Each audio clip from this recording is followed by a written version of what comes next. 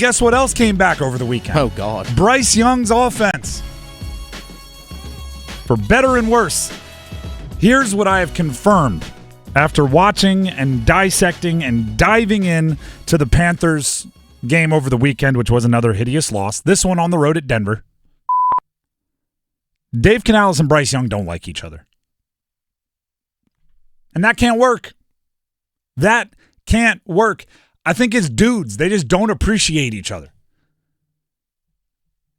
You know, I mean, have you ever watched a romantic comedy with two leads that don't have any chemistry?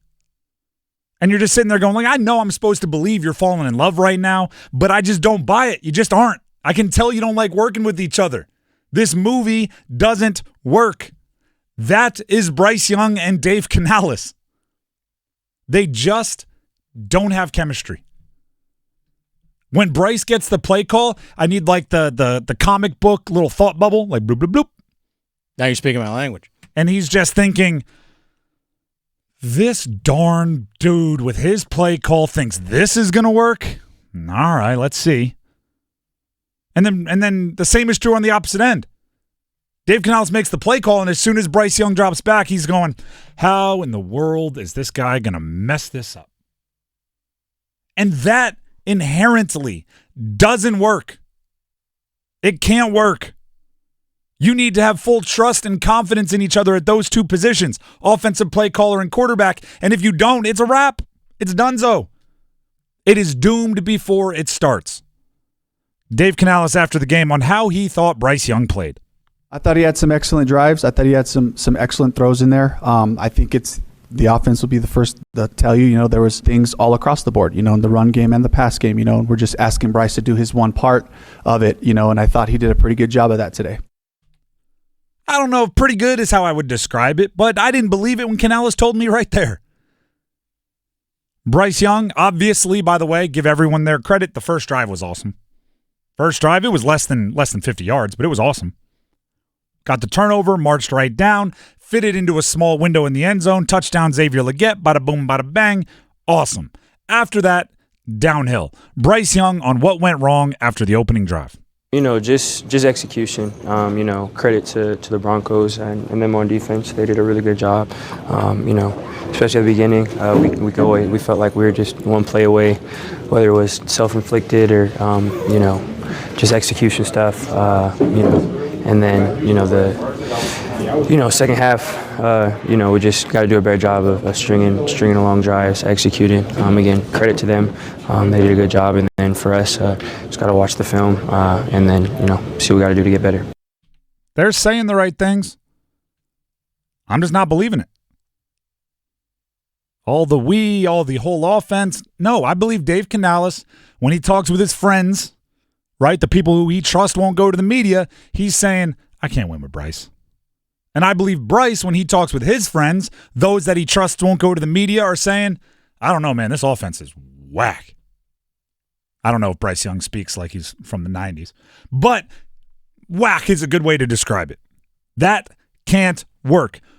The irony is, we've been talking about this alignment for years now. Years. The four horsemen of the franchise. Those that you need to have in alignment. Mm-hmm. We've even nicknamed Dave Canales and Dan Morgan the alignment because that's what they say all the darn time.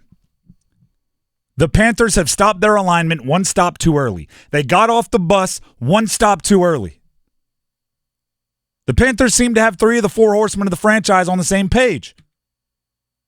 We're talking owner, GM, head coach. But it's the four horsemen of the franchise. They forgot the quarterback. You need the owner, the GM, the head coach, and the quarterback on the same page. They don't have that right now. And if you don't have all four, you might as well have none of them. I jokingly said preseason that they needed a weekend. And not a weekend to go crunch data or pay attention to film or design an offense. They needed a weekend where the Teppers got the private jet. They took Dan Morgan, Dave Canales, Bryce Young, and David Tepper and went to Vegas. Just so they could all like each other. They could have an inside joke. They could get to know each other as someone that they want to see succeed. They very obviously didn't have that time to get to know each other. Very obviously. So now you're left with this. Adam Gold hosts the Adam Gold Show directly before this one every weekday on 99.9 The Fan. He thinks Dave Canales was sabotaging Bryce Young. I don't know if he used the word sabotage, but I'm going to put that in his mouth, those words in his mouth. Basically, that's what he was saying. He was saying that Dave Canales wanted Bryce Young to fail so people would stop telling him he's a good quarterback. So he was legitimately calling plays he didn't think would work so he could be like, good, are we happy now? Can we move on? He thought he was essentially Adam Sandler in The Longest Yard. You've seen the remake of The Longest Yard? When, what is his name? Paulie, I think his name is, the guy that wants to be quarterback. Mm-hmm. Why can't I be quarterback? Throws him the ball. Here. Brucey? Yeah. Brucey, that's what it was. Brucey, have that here. popcorn. Throw him the ball. Throw me the ball. Throws it, shanks the throw. That's why you can't be quarterback. Someone believes that's what Dave Canales was doing to Bryce Young. You want to be quarterback? Here, throw me the ball. See? That's why you can't be quarterback. While calling bad plays for him. They just don't like each other. And by the way, I don't know if that's the biggest problem. The most unique problem. Everyone has one, right? Somebody in the office, somebody across the cubicles, somebody in the other department, so-and-so in accounting, right? Just somebody who you're like, you know what? At the office Christmas party, I'm not going to spend a lot of time with that one. I'll talk to them when I need to talk to them for business, but we're not buddies. Which can work from marketing and accounting, right? It can work from someone in the business side and someone out in the garage of a mechanic shop. But it can't work between head coach and quarterback. It can't. Dave Canales was asked today on who's going to be the starting quarterback. That's what everybody wants to know. Did Bryce do enough to keep the job? Does the situation say it's Bryce's? Or are you going back to Andy Dalton? This was Dave Canales just moments ago.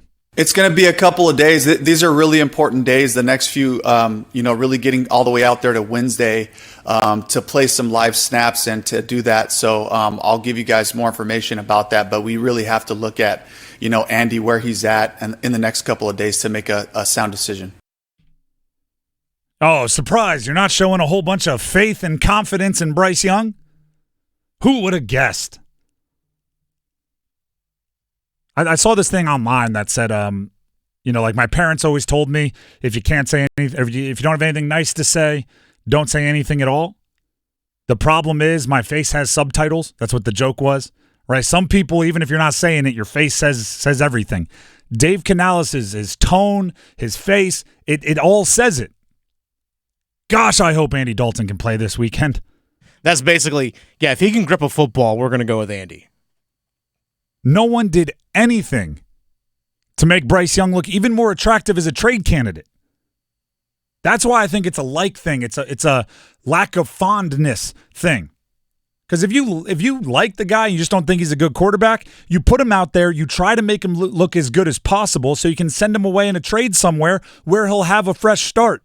If you're not helping him look good now, it's almost like vindictive. It is almost like what Adam Gold is thinking. I don't think it's that far. I think it's more subconscious, but it is a little bit of like, does everyone think this guy is good? Let me show you. This is what I'm working with. After that first drive, which was a good first drive, gosh, that was a tough one to watch. Mm-hmm. I think you stick with Bryce because I don't have a reason to go back to Andy Dalton, and I think he was at least good enough to evaluate the others if that's what you're worried about. But there's not a starting quarterback on this roster right now. It's about roster construction, and you've constructed a roster without a top-end quarterback. So I know what you're going to be trying to do this offseason, which might as well start today.